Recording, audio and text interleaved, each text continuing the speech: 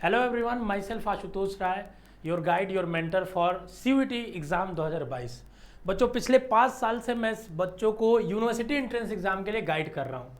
और इस बार जब सीयूईटी इम्प्लीमेंट हुआ है तो सबसे बड़ा एक मेजर इशू आ रहा है फॉर्म भरने में। फॉर्म भरने में कुछ ऐसी गलतियां हैं जो बच्चे बार बार कर रहे हैं, हमें कॉल पे फ़ोन पे बताते हैं। बट अगर आपने एक बार गलती कर दी तो हम कुछ नहीं कर पाएंगे, क्योंकि अब वो करेक्शन विंडो में चला जाएगा।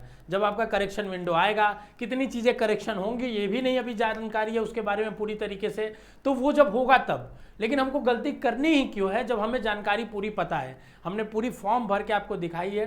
तो इस वीडियो में हम बात करेंगे मेजर आप 4 जगह क्या मिस्टेक्स करने वाले हो उसके बारे में बात करेंगे कि उनसे आप कैसे बच सकते हो, वहां पे कैसे सावधानी बरतनी है। और बच्चों, आज शायद 22 तारीख है, तो हमने आपको फॉर्म भरने के लिए अभी तक मना किया था। बस 2 दिन और, ठीक है ना।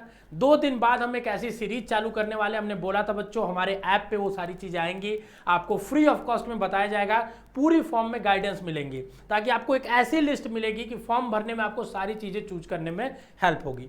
इस वीडियो में हम उन कॉमन मिस्टेक्स के बारे में बात करते हैं। और एक चीज मैं फिर से आपको बोल रहा हूं, फॉर्म बहुत ही सावधानी से भरिए, क्योंकि देखो एग्जाम जो चीजें आप फॉर्म में डालोगे उसी के बेसिस पे डिसाइड होगा कि आप क्या आगे चल के किस यूनिवर्सिटी में पढ़ोगे, किस कोर्स में पढ़ोगे, क्या सब्जेक्ट का एग्जाम दोगे। तो ये फॉर्म जो है बहुत क्रूशियल है आपके लिए, इस चीज को समझना आपको बहुत ज्यादा ही इंपॉर्टेंट है, ठीक है ना। तो चलिए सबसे पहले देखिए, आपके फॉर्म में एक सेक्शन है यूनिवर्सिटी सेलेक्ट करने का।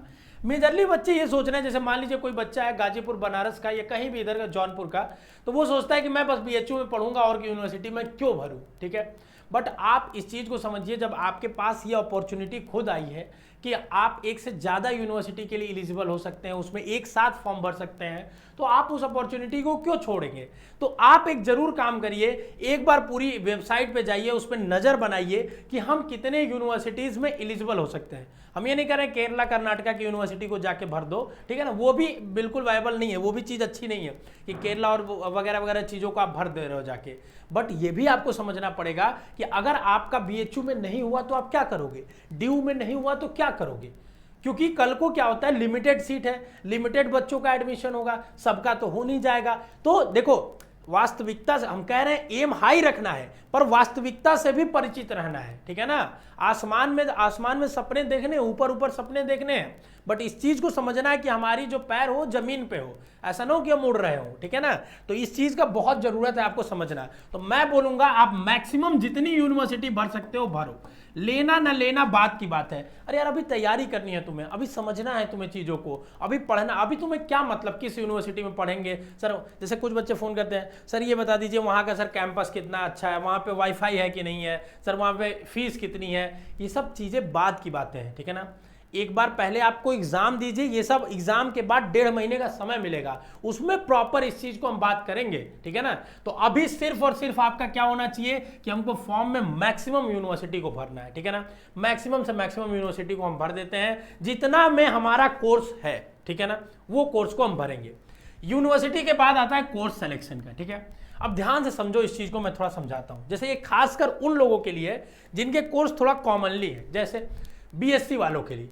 जैसे कुछ बच्चे क्या होते हैं, बीएससी मैथ के लिए फॉर्म भरते हैं या बीएससी बायो के लिए। मैं उनको ये सजेस्ट करूंगा कि तुम साथ में एग्रीकल्चर का भी फॉर्म भरो, क्योंकि वो भी समानांतर है बीएससी के। तुम कुछ यूनिवर्सिटीज में बीटेक और एमटेक होती है, वहां भी भर सकते हो। तो मतलब कोर्सेस भी तुम अपने मैक्सिमम प्रोबेबिलिटी को डिसाइड करो। तो बीएससी वाले जो बच्चे हैं, आप अगर देखो पीसीएम जहां जहां आपको एलिजिबल दिख रहा है भर दो। मैं कह रहा हूं बीए में मत भरो अगर तुम्हें नहीं पढ़ना है तो, लेकिन बीटेक एमटेक तो भर सकते हो कुछ यूनिवर्सिटीज में। किसमें है ये सारी लिस्ट आपको 2 दिन के अंदर प्रोवाइड कराई जाएगी, इसी चैनल पे सारी जानकारी मिलेगी आपको। एकदम रोबुस्ट तरीके से उस डाटा को डिजाइन किया गया है, थोड़ा समय लगा है इसके लिए माफी चाहेंगे, बट जो काम करके हम लोग लाते हैं वो पूरा एकदम सॉलिड काम होता है, ऐसा नहीं आधा अधूरी जानकारी वाली होती है, ठीक है ना। आपको पूरा एक बेहतर चीजें मिलेंगी, ठीक है। क्योंकि देखो अब इस समय मेहनत का समय आ चुका है, और मेहनत इस समय अगर नहीं करेंगे ना आप भी और हम भी, तो कुछ नहीं हो पाएगा, मेहनत के बिना कुछ नहीं होगा। ये जान लो 2-2.5 महीना ये जो पढ़ेगा वही आगे चल के चमकेगा। जो अभी सोच रहा हो कि मौज काट ले, लास्ट में 1 महीने का क्रैश कोर्स कहीं ज्वाइन कर लेंगे, एक तो पीडीएफ पढ़ लेंगे सिलेक्शन हो जाएगा, तो नहीं होगा, ठीक है ना। एक चीज आपको जान जाइए कि जिंदगी जीना आसान नहीं होता, बिना संघर्ष कोई महान नहीं होता। जिंदगी जीना आसान नहीं होता, बिना संघर्ष कोई महान नहीं होता। जब तक न पड़े हथौड़े की चोट, पत्थर भी भगवान नहीं होता। तो आपको अभी इस समय तपाना होगा अपने आप को।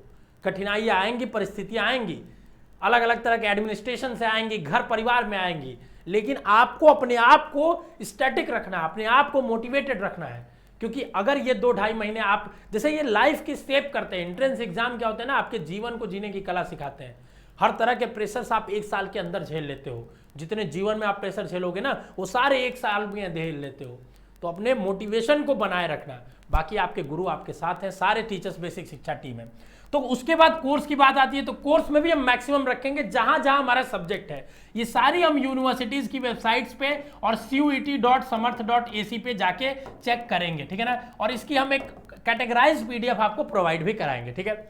उसके बाद सब्जेक्ट सिलेक्शन में देखो, कोई बच्चा 9 सब्जेक्ट्स मैक्सिमम सेलेक्ट कर सकता है। तो हर बच्चे को देखो लैंग्वेज तो लेना ही है। मैं बोलूंगा तुम किसी भी कोर्स से हो, लैंग्वेज तो लो ही लो, क्योंकि कोई ना कोई यूनिवर्सिटी जरूर ही मांग रही है। और अगर तुम लैंग्वेज में इंग्लिश ले सकते हो तो ले लो मोस्ट प्रॉब्ली, नहीं तो अगर इंग्लिश लेते हो, हिंदी लेते हो तो इंग्लिश भी साथ में लो। इस चीज को समझो, अगर तुम एक लैंग्वेज लेना चाहते हो तो इंग्लिश लो, अगर तुम सिर्फ हमको कहते हो सर इंग्लिश में कंफर्टेबल नहीं है तो भी इंग्लिश लो, और हिंदी तो अपना लो ही लो। मतलब समझ रहे हो, हिंदी लो तो 2 लैंग्वेज पढ़ो, और इंग्लिश अगर एक लैंग्वेज पढ़ना चाहते हो तो इंग्लिश पढ़ो।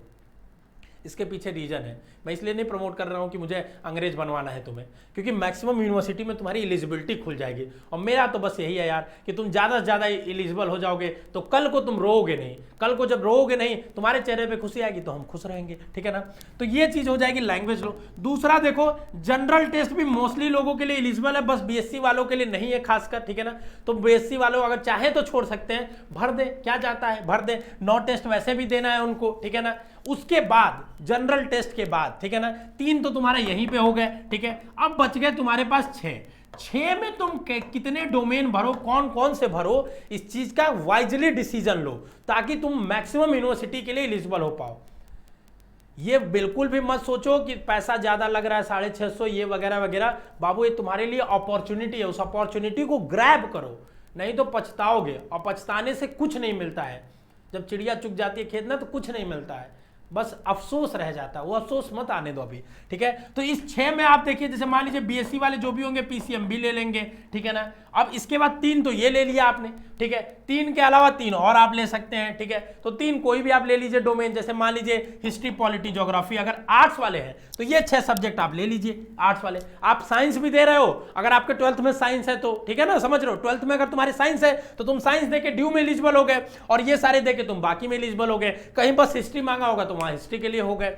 तो तुम ऐसे प्लॉटिंग करो कि तुम मैक्सिमम में एलिजिबल हो जाओ। और इसी का हम एक कैटेगराइज PDF बना लिए हैं बच्चों। अब बस उसको थोड़ा सा अच्छे से, उसको सुंदरता, जैसे कहते हैं ना, जैसे जब शादी ब्याह होता है तो दूल्हे को क्या करते हैं, पहले नहलाते हैं, धुलाते हैं, फिर कपड़ा पहनाते हैं, फिर साज सज्जा करते हैं। तो हमने सब कुछ कर लिया, अब उसको थोड़ा सजा लें ताकि आपको दे तो सुंदर लगे, अच्छा लगे देखने में, ताकि कॉपी करने वाले लोग भी कॉपी करें तो थोड़ा समय लगे उनको कॉपी करने में, ठीक है ना।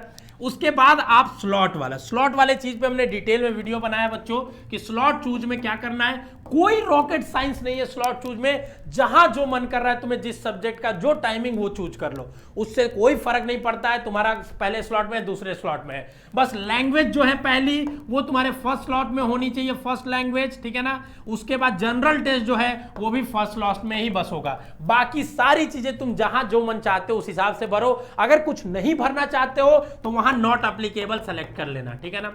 बाकी और कोई टेंशन नहीं। एक और क्वेरीज जो बच्चों में बार बार आ रही है वो आ रही है कि सर हम अगर 10 यूनिवर्सिटी भर देंगे तो हमारा पैसा ज्यादा लग जाएगा क्या। बिल्कुल भी पैसा ज्यादा नहीं लगेगा।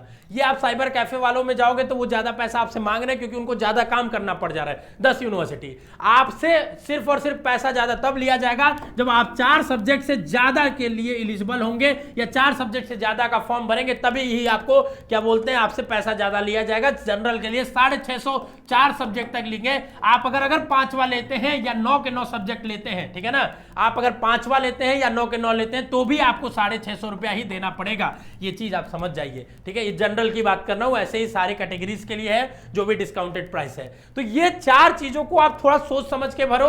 2 दिन इतना अगर रुके हो तो 2 दिन और रुक जाओ, तुम्हारा फॉर्म हम भरवाएंगे। हम एक एक चीज आपको बताएंगे और आपके दिमाग के एकदम धागे को खोल देंगे, इससे आपको बेनिफिट होगा। तो अगर ये वीडियो आपको यूजफुल लगी हो बच्चों तो वीडियो के नीचे कमेंट जरूर करके बताना कैसी लगी है। उसके बाद अगर तुम मुझसे पर्सनल पर्सनली जुड़ना चाहते हो तो मेरे इंस्टाग्राम हैंडल पे मुझे फॉलो कर सकते हो। और अगर आपको वीडियो अच्छी लगी हो तो शेयर करें, कुछ डाउट बच गया हो तो कमेंट जरूर करें। मिलते हैं नेक्स्ट वीडियो में, तब तक स्वास्थ्य का ध्यान रखें। All the best, love you all.